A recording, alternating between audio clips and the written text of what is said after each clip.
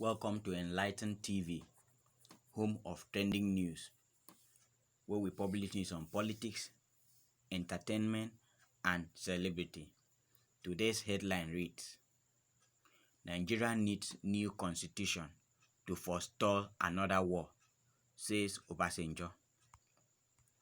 If this is your first time of viewing our channel, we urge you to click on the red subscribe button below this video and the bell icon beside it to stay updated. Now the news in detail.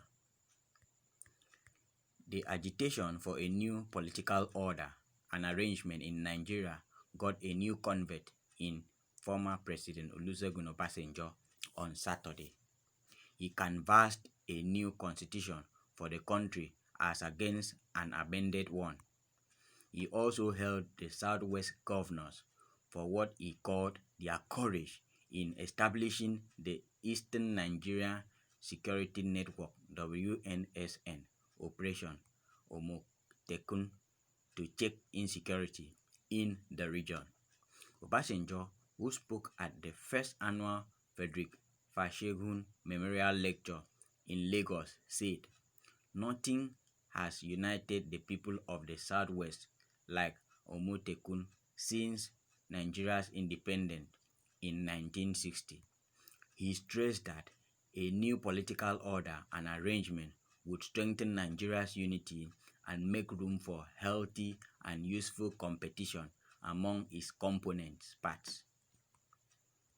It has become imperative for the executive and the legislature arm of government," he said, "to work together to establish a constituent assembly charged with the responsibility of fashioning a new constitution for the country."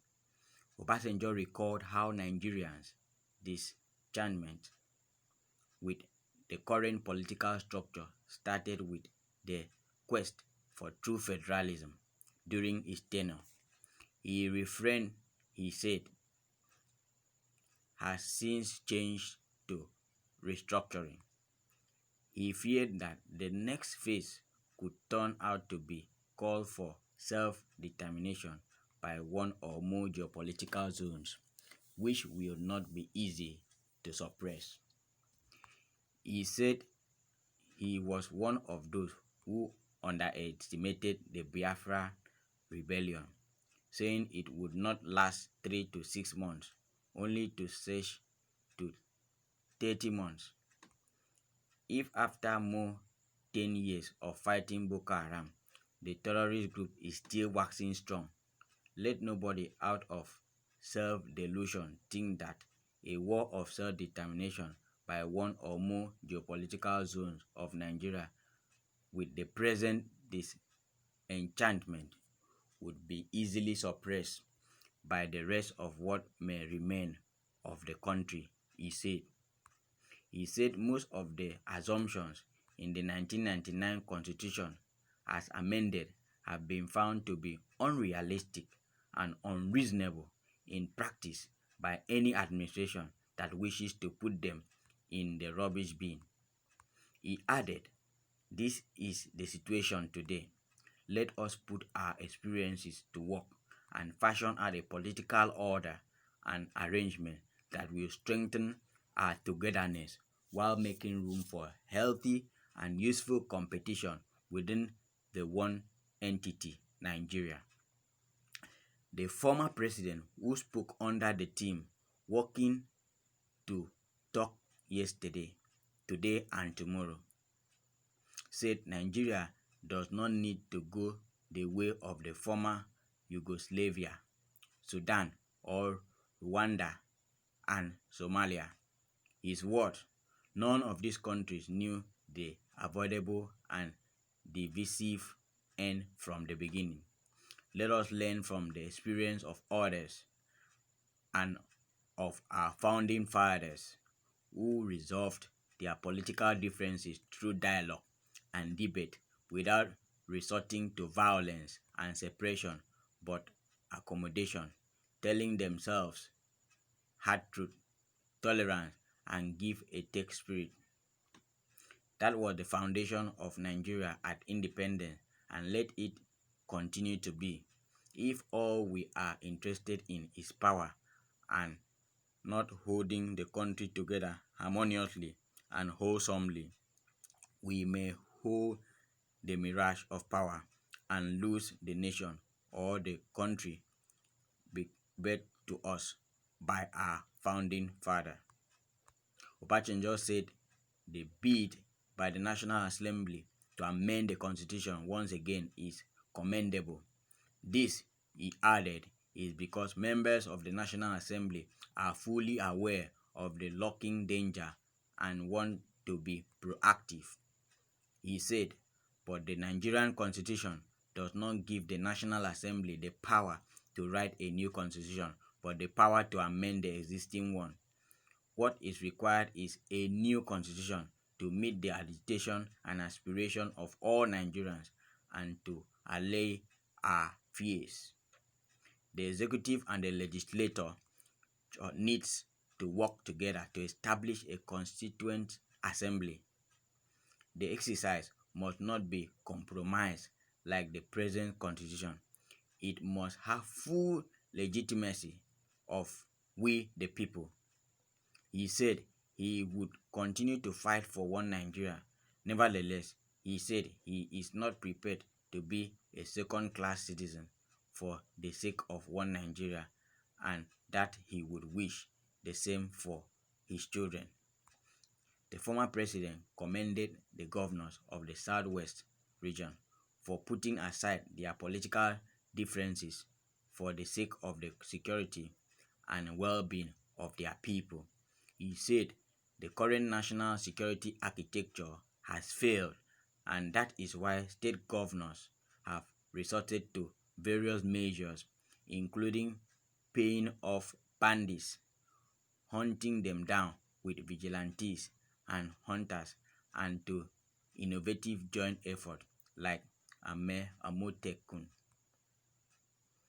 Whatever we may feel individually or collectively by these different measures, these governors must be commended, and where necessary, they should be helped to refine and make robust and efficient the effective measures they have taken, from Katsina to Zamfara, from Adamawa to Benue, and from southwest to southeast. From my personal observation, as I talk to people and people across the broad board talk to me, nothing has united the people of Southwest like Amotekun since independence, except independence itself. Not even the Civil War was such a unifier. I commend the governors of Southwest for their bold and courageous measures taken beyond political party affiliation to improve security architecture and care for their citizens. Security measures are never static, and security is the responsibility of all of us, but by appointment and elections. Some have more responsibility than others. The first annual Frederick Fasehun Memorial Lecture was to celebrate the 25th anniversary of the OPC and one-year memorial of Fasehun, who passed away on December 1st, 2018. Obasanjo eloquized the late Fasehun, who was the founder of the Oduduwa People's Congress (OPC), saying if he were alive today, he would have been seriously concerned about the deteriorating security situation and the political structure. He described the late OPC founder as a true and committed Nigerian who stood out as a beacon of hope for the less privileged.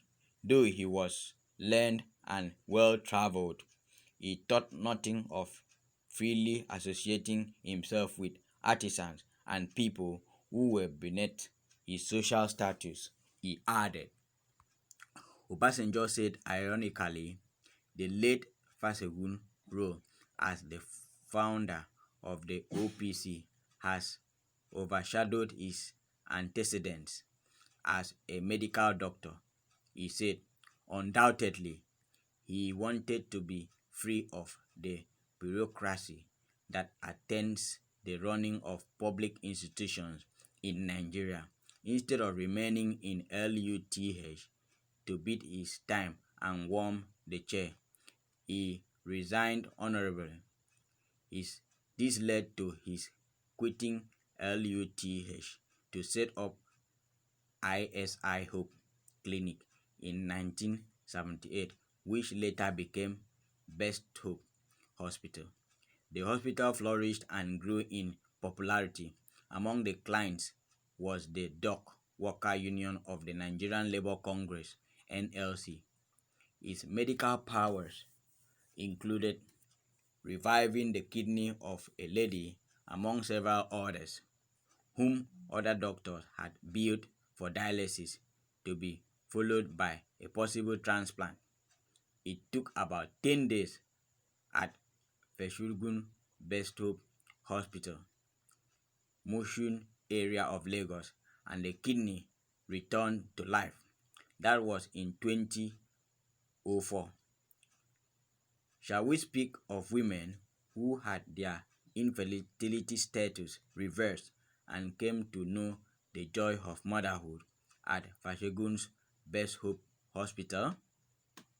His private hospital became a reference point for best practices in modern Chinese medicine in Africa. Obasanjo said he agreed to attend the event because the OPC president, Are Prince Osibote,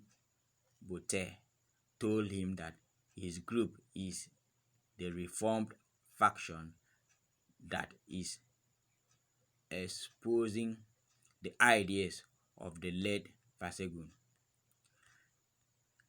I will thank you so much for listening to this news.